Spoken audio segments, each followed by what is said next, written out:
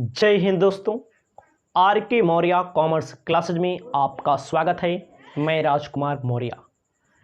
इस वीडियो के माध्यम से आपके लिए उपलब्ध करा रहे हैं समामेलन से पूर्व एवं पश्चात का लाभ या हानि। ध्यान दीजिएगा, समामेलन से पूर्व या पश्चात का लाभ या हानि। चैप्टर का नाम आपको अपनी कॉपी में सबसे पहले लिख लेना है। आपको लिखना है समामेलन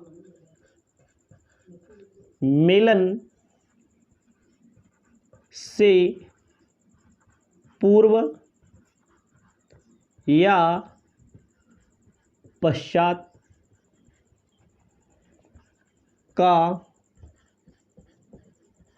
लाभ व हानि। ये आपकी चैप्टर का नाम होगा।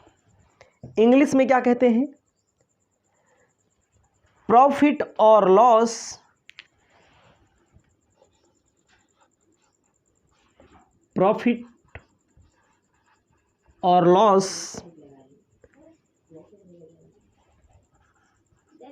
prior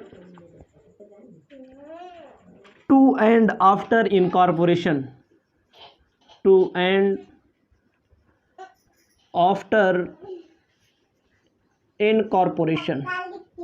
ध्यान दीजिएगा, इसको चैप्टर के नाम के रूप में सबसे पहले आप लिख लेंगे। चैप्टर को बेहतर तरीके से पढ़ाऊंगा।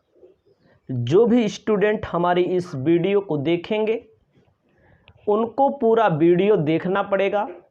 जितना मैं बताता हूं उतना कॉपी में नोट करना पड़ेगा। दावे और गारंटी के साथ एक एक क्वेश्चन सॉल्व करा दूंगा, समझ में आ जाएगा और आप पेपर में भी सॉल्व कर लेंगे। तो आपको ध्यान देना है। चैप्टर का नाम लिख दिया। तो इसमें हमारे पास जो बुक्स है, इसमें कहा गया है एक कंपनी समामेलन अथवा पंजीकरण के बाद ही वैधानिक अस्तित्व ग्रहण करती है। ध्यान दीजिएगा, आप लिख भी लीजिए ताकि आपको कोई समस्या भी ना हो। कहा गया है एक कंपनी समामेलन को इंग्लिश में इनकॉर्पोरेशन कहते हैं अथवा पंजीकरण के नाम से जाना जाता है, अथवा पंजीकरण के बाद ही वैधानिक अस्तित्व ग्रहण करती है। वैधानिक अस्तित्व ग्रहण करती है। वैधानिक अस्तित्व का मतलब नियम कानून के अंतर्गत आती है। जब तक उसका समामेलन नहीं होगा तब तक उस पर नियम कानून की धाराएं लागू नहीं होंगी। पंजीकरण होना जरूरी है, समामेलन होना जरूरी है। इसमें आगे कहा गया है परंतु ऐसा देखा जाता है कि, ध्यान दीजिएगा, पूरा टॉपिक लिखना पड़ेगा आपको। परंतु ऐसा देखा जाता है कि, क्या देखा जाता है आगे हम बताते हैं आपको। कहा गया है देखा जाता है कि समामेलन अथवा व्यवसाय प्रारंभ करने का प्रमाण पत्र समामेलन अथवा व्यवसाय प्रारंभ करने का प्रमाण पत्र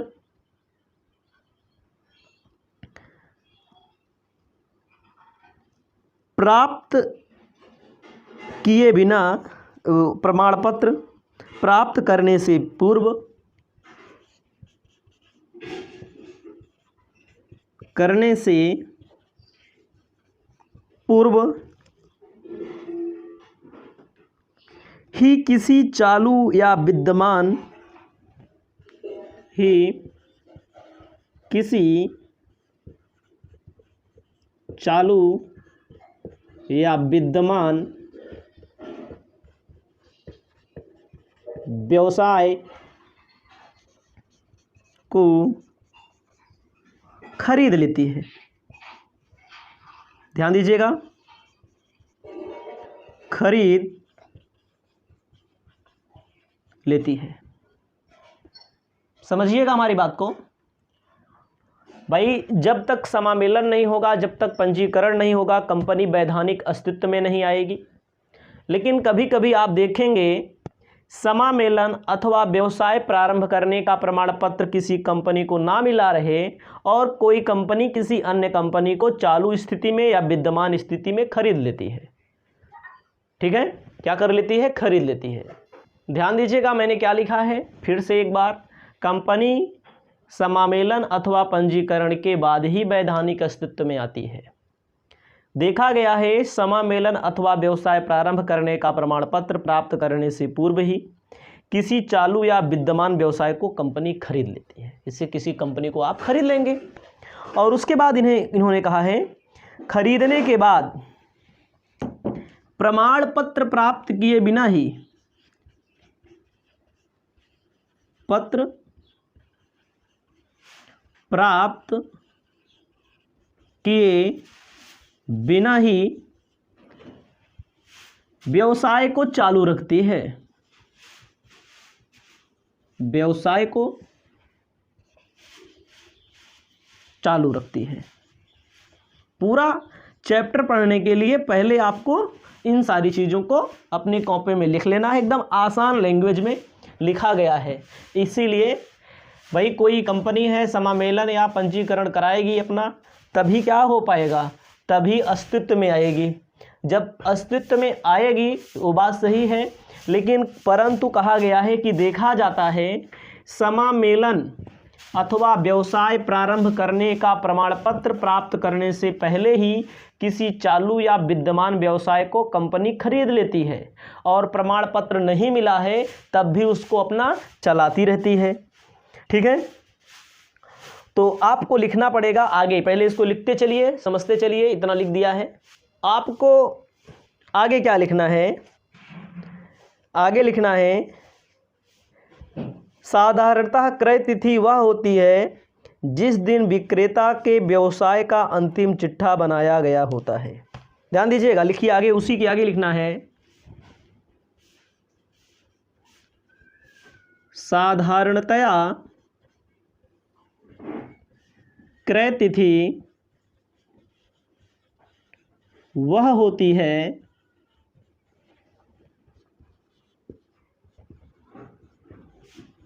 जिस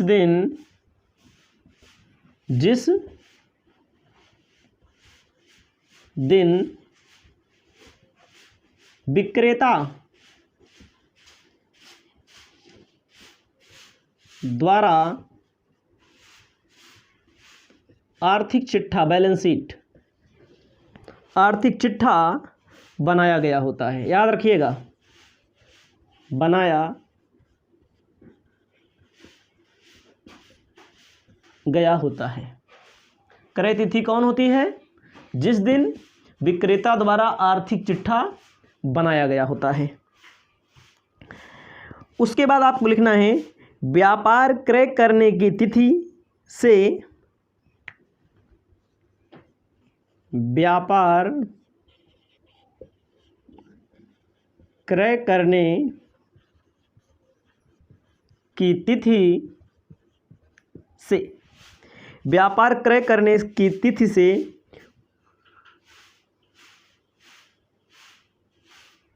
समामेलन की तिथि के पूर्व, समामेलन की तिथि के पूर्व तक लाभ हानि को, तक के लाभ व हानि को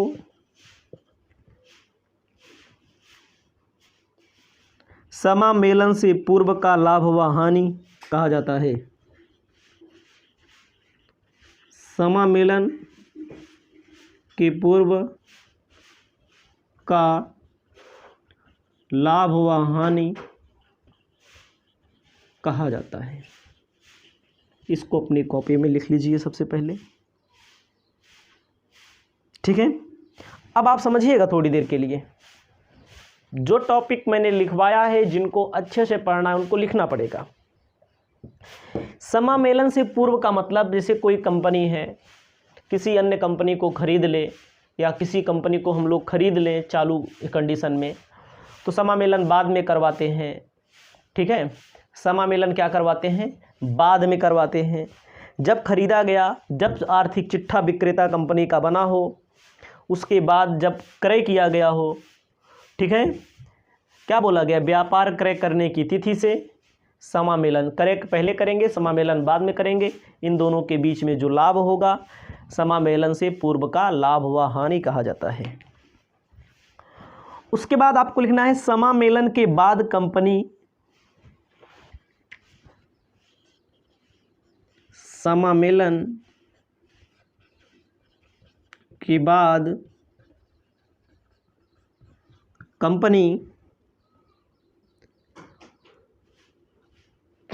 कंपनी में यहाँ रहेगा क्रेता कंपनी। क्रेता मतलब जो कंपनी खरीद रही है। कंपनी प्रथम वित्तीय वर्ष समाप्त होने की तिथि तक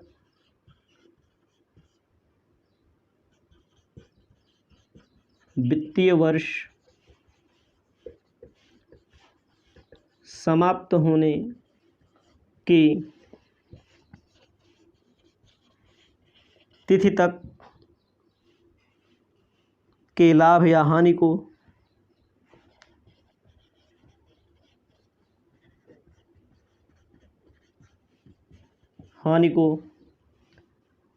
समामेलन के बाद का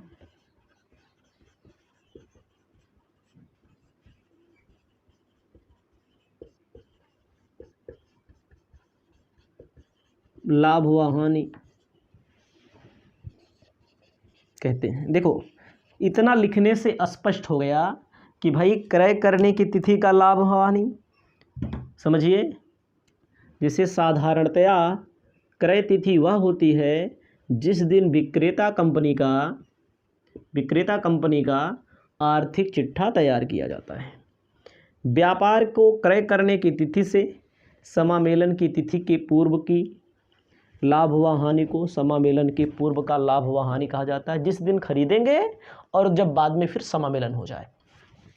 और समामेलन क्रेता कंपनी प्रथम वित्तीय वर्ष समाप्त होने की तिथि तक, समामेलन के बाद जब होगा और पहला जब वित्तीय समामेलन हो जाए, पहला वित्तीय वर्ष समाप्त हो जाए जिस दिन, उसको समामेलन के बाद का लाभ व हानि कहा जाता है। इसको अपनी कॉपी में आप लिख सकते हैं। इसके बाद आपको हम बताने जा रहे हैं एक उदाहरण, ताकि स्पष्ट हो जाए, ठीक है। इतना लिख लीजिएगा। आपको ध्यान देना है, उदाहरण।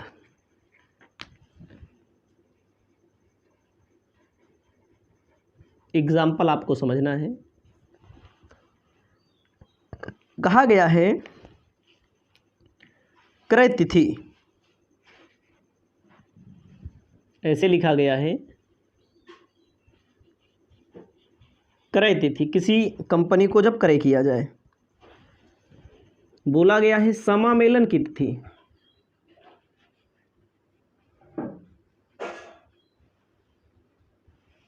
उसके बाद प्रथम वित्तीय वर्ष का समापन,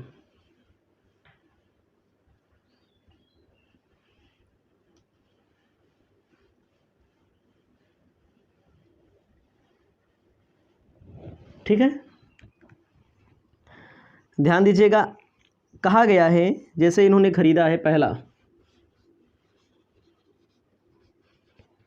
1 जनवरी 2022 मान लीजिए, ठीक है। दूसरा इन्होंने क्रय तिथि बोला है 1 अप्रैल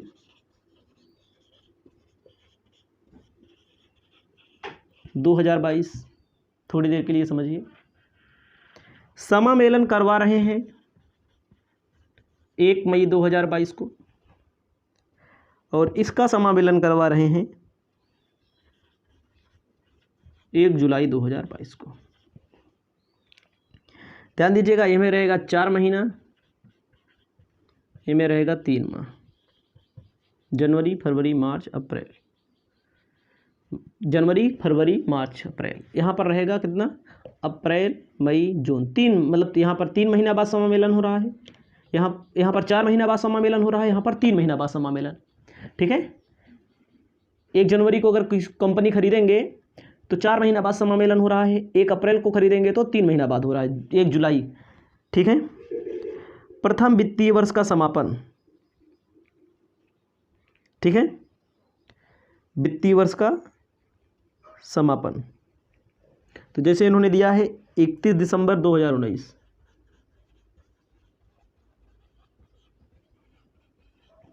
उसके बाद दिया है 31 मार्च 19 नहीं है 22, 31 मार्च 2023। आपको लिखना है, समझ आ रहे हैं, 8 माह, यहाँ पर लिखना है 9 माह।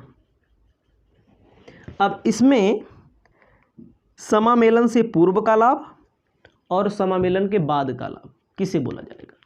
किसी कंपनी को आप खरीद रहे हैं 1 जनवरी 2022 को, समामेलन करवा रहे हैं 1 मई 2022 को।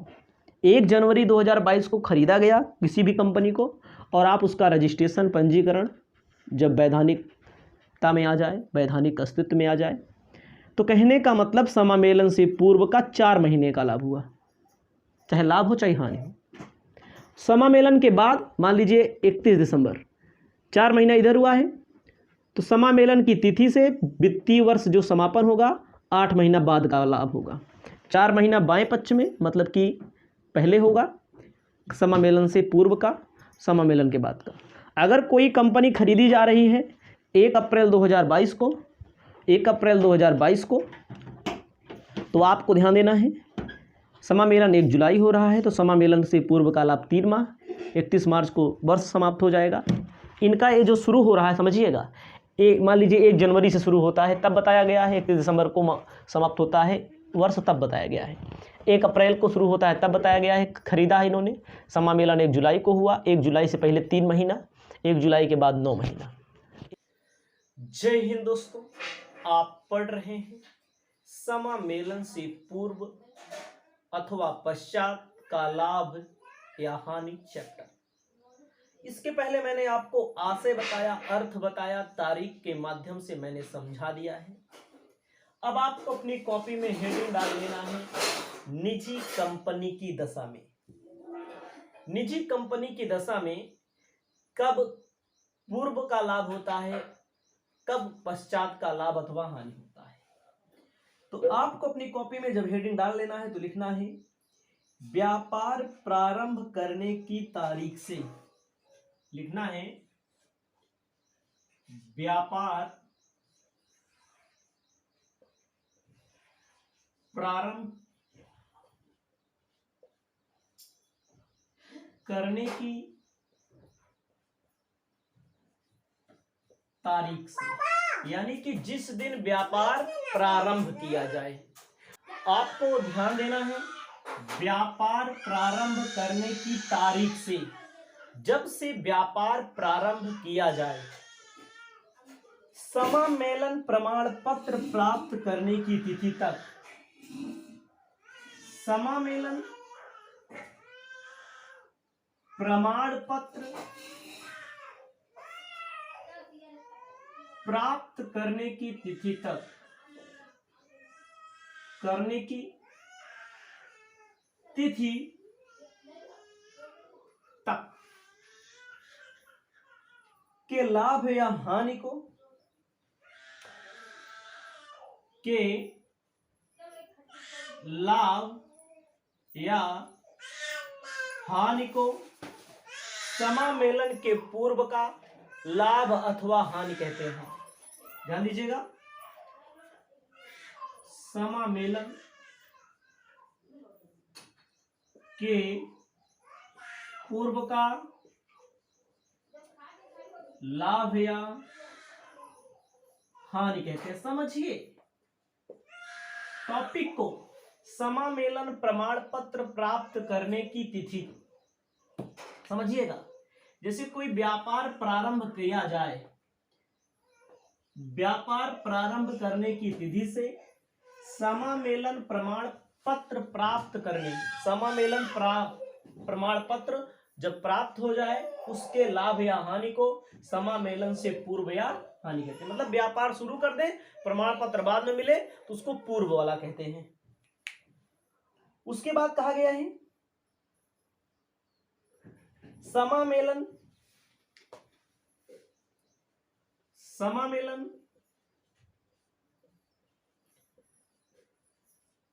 प्रमाण पत्र के बाद को, जिसे समामेलन प्रमाण पत्र के बाद अगर मिल जाए, समामेलन प्रमाण पत्र मिल जाए, उसके बाद के लाभ या हानि को समामेलन के बाद का प्रॉफिट लॉस कहा जाता है, लाभ या हानि कहा जाता है। मतलब कि कोई कंपनी है, कंपनी में अगर समामेलन व्यापार शुरू कर दिया, जैसे प्रमाण पत्र मिल जाएगा, प्रमाण पत्र के बाद की जो प्रक्रिया होगी, प्रमाण पत्र मिल जाए उसके पहले व्यापार की तारीख और प्रमाण पत्र की प्रक्रिया, इन दोनों के अंदर जो आएगा उसे कहा जाएगा समामेलन के पूर्व का, और समामेलन का प्रमाण पत्र मिल जाए उसे कहा जाएगा समामेलन के पश्चात का लाभ अथवा हानि। उसके बाद आपको ध्यान देना है सार्वजनिक कंपनी की दशा में, सार्वजनिक कंपनी की दशा में।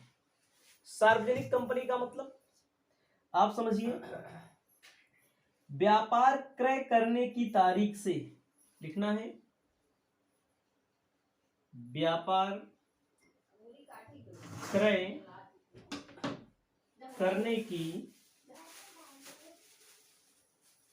तारीख से, जिस दिन व्यापार क्रय किया गया उसके बाद कहा गया है व्यापार क्रय करने की तारीख से व्यापार प्रारंभ करने का प्रमाण पत्र, व्यापार प्रारंभ करने का प्रमाण पत्र, इसे समामेलन के पूर्व का लाभ हुआ हानि कहेंगे। व्यापार क्रय किया और फिर बाद में प्रमाण पत्र मिलेगा, जब प्रमाण पत्र मिल जाए तो समामेलन से पूर्व का लाभ हानि कहेंगे। उसके बाद आगे कहा गया है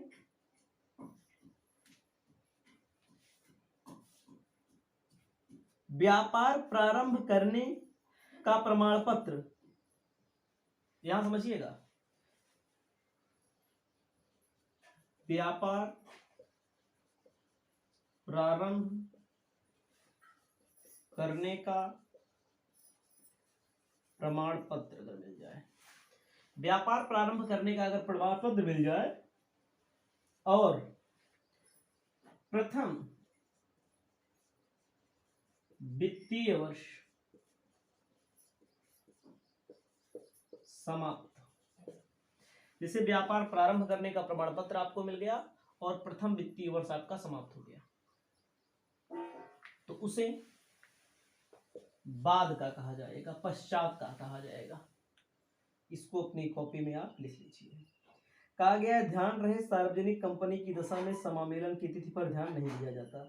अगर कोई स्पष्ट निर्देश ना दिया हो तो समामेलन की तिथि को सीमा रेखा मानना उपयुक्त होगा। मतलब कि यहाँ तिथि नहीं ध्यान दी जाती, यहाँ पर द्वितीय वर्ष का महत्व होता है, यहाँ पर तिथि का महत्व होता है। इसको अपनी कॉपी में लिख लीजिए। इसके बाद आपको बताने जा रहे हैं आगे, समामेलन से पूर्व एवं पश्चात के लाभ व हानि निकालने की आवश्यकता। मतलब काहे लिए समामेलन से पूर्व का लाभ अथवा हानि निकालने की आवश्यकता होती है, आपको ध्यान देना है।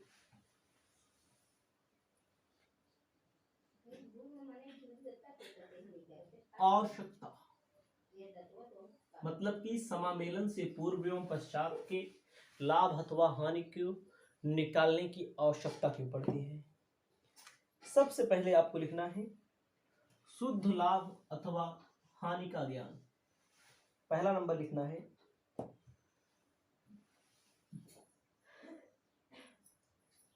शुद्ध लाभ अथवा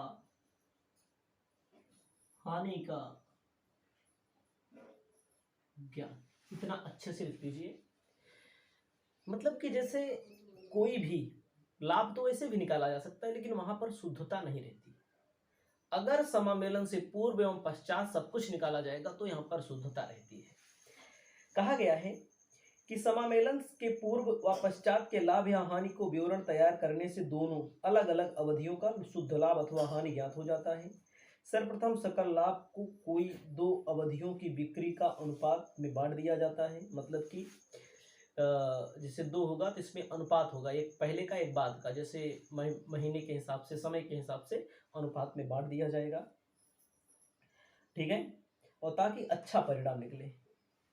ठीक है, अगला लिखना है दूसरा, शुद्ध लाभ के प्रयोग का ज्ञान।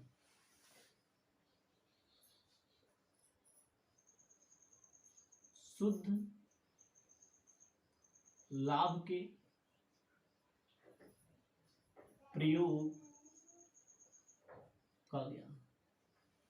शुद्ध लाभ के प्रयोग के ज्ञान का मतलब होता है, कहा गया है दो अवधियों का लाभ या हानि अलग अलग निकालना इसलिए भी आवश्यक होता है कि समामेलन के पूर्व वाले लाभ पूंजीगत लाभ होते हैं और जिनका प्रयोग लाभांश वितरण के लिए नहीं किया जा सकता, समामेलन के बाद का किया जा सकता है। ध्यान दीजिएगा, मतलब शुद्ध लाभ के प्रयोग का ज्ञान मतलब किन किन लाभों को कहाँ कहाँ पर प्रयोग किया जाए।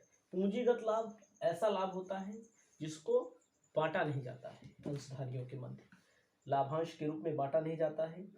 ठीक है, इसलिए इसको आपको समझना पड़ेगा, इसको आपको लिखना पड़ेगा। ठीक है, उसके बाद आपको ध्यान देना है, दो हो गया। उसके बाद तीसरा बता रहे हैं, इसको पहले लिख लीजिएगा। आपको ध्यान देना है, लिखना है इसमें आगे, शुद्ध लाभ के प्रयोग का ज्ञान कहाँ कहाँ कर सकते हैं।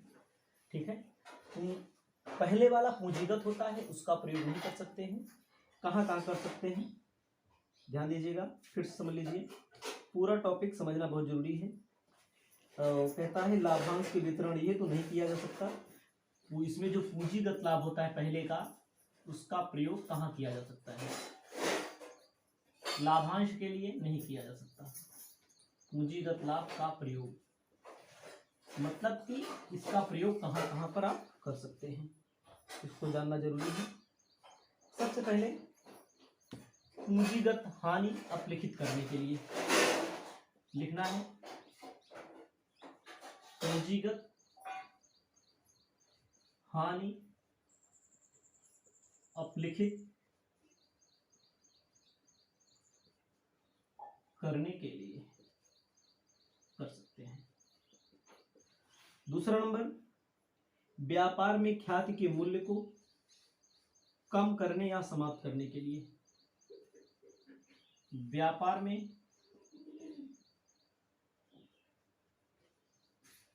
ख्याति के मूल्य को कम या समाप्त करने के लिए पूंजीगत लाभ का प्रयोग आप कर सकते हैं। उसके बाद बची राशि को संचय में हस्तांतरित किया जाता है, बची राशि को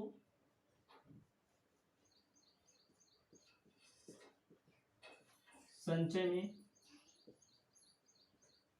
हस्तांतरण कर दिया जाता है। इसको आपको अपनी कॉपी में लिख लीजिए। अब ये लाभ की बात आई, अगर हानि आ गई तो शुद्ध हानि का प्रयोग।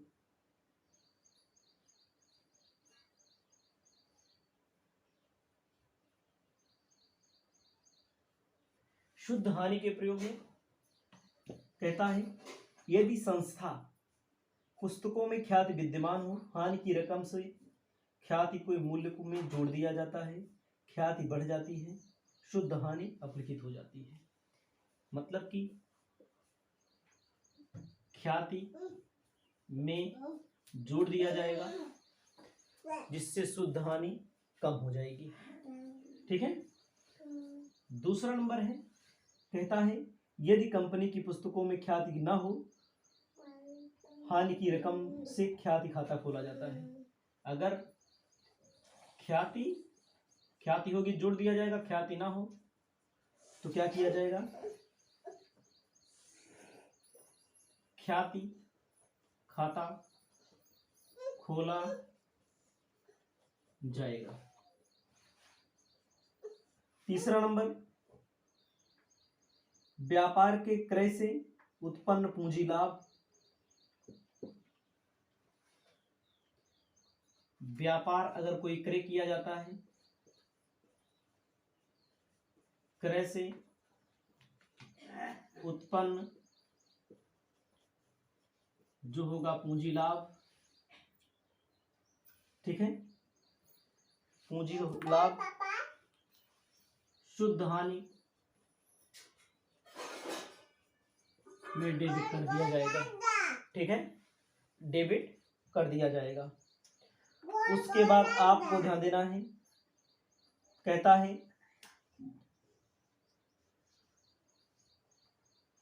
पूंजीगत लाभ कैपिटल रिजर्व में हो गया, परिवर्तन की रकम को सस्पेंस अकाउंट में, ध्यान दीजिएगा, परिवर्तन की रकम को सस्पेंस अकाउंट में ट्रांसफर कर दिया जाएगा। ठीक है। उसके बाद आपको हम आगे बताएंगे समामेलन के पूर्व व पश्चात लाभ या हानि की प्रकृति। पूरा थ्योरी जब तक कंप्लीट नहीं होगा तब तक पढ़ने का मजा नहीं आएगा, इसको आप ध्यान देंगे। आपको अपनी कॉपी में अगली हेडिंग लिखना है, कहता है समामेलन से पूर्व के लाभ में पूंजीगत लाभ का प्रयोग। ठीक है, पूंजीगत लाभ का उपयोग कहाँ कहाँ किया जाता है, पूंजीगत लाभ का उपयोग। पूंजीगत लाभ के उपयोग में सबसे पहले कहता है, सबसे पहले पूंजीगत हानियों को समाप्त करने के लिए, जैसे पूंजीगत हानियों को चाहे अपलिखित कहो चाहे समाप्त कहो, अपलिखित करने के लिए। दूसरा कहा गया है पूंजीगत हानि किसे कहते हैं, जैसे प्रारंभिक व्यय, बट्टा, अंशों के निर्गमन पर बट्टा, ऋणपत्रों के निर्गमन पर बट्टा, ये सब प्रारंभिक व्यय आते हैं। ख्याति, ये सब पूंजीगत हानि में आता है। इसको अपलिखित करने के लिए मतलब समाप्त करना होगा तब। बचे हुए लाभ को पूंजीगत संचय में हस्तांतरित कर दिया जाता है। मैंने पहले बताया, बचे हुए लाभ को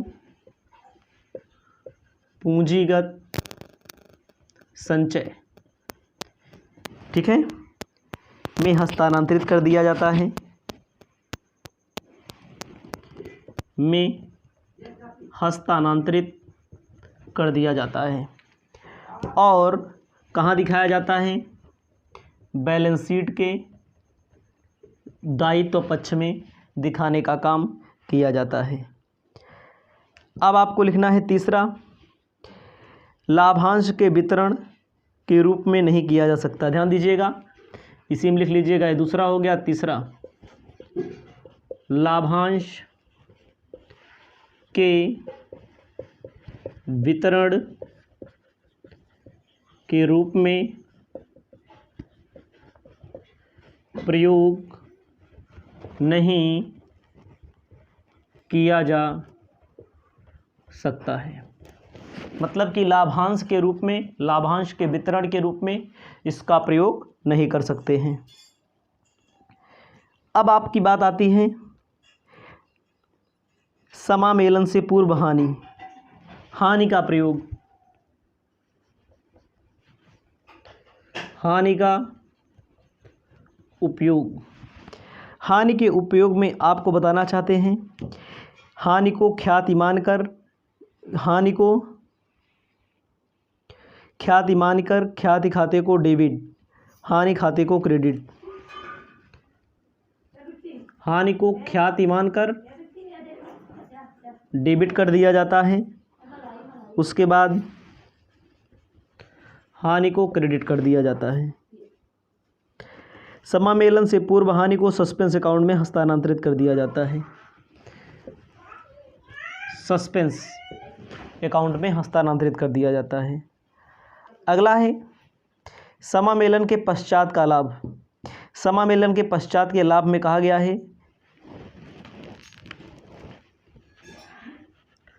समामेलन के पश्चात का लाभ। कहा गया है समामेलन पश्चात के लाभ में लाभांश घोषित किया जाता है। क्या किया जाता है? लाभांश घोषित किया जाता है। ठीक है, लाभांश घोषित किया जाता है। यह लाभ क्रेता कंपनी का आयगत लाभ होता है।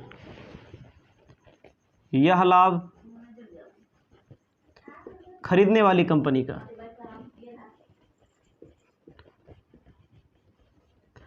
आयगत लाभ होता है। आयगत का मतलब जो बार बार होता है, इनकम। ठीक है, इसको लाभ हानि खाते में हस्तांतरित कर सकते हैं, इससे संबंधित कोई दिक्कत नहीं है आपको। ठीक है, उसके बाद है समामेलन से पूर्व तथा पश्चात लाभ हानि का निर्धारण। ये चीज़ हम आपको आगे बताएंगे, पूरा टॉपिक बताएंगे, पहले यहाँ तक आप तैयार कर लेंगे।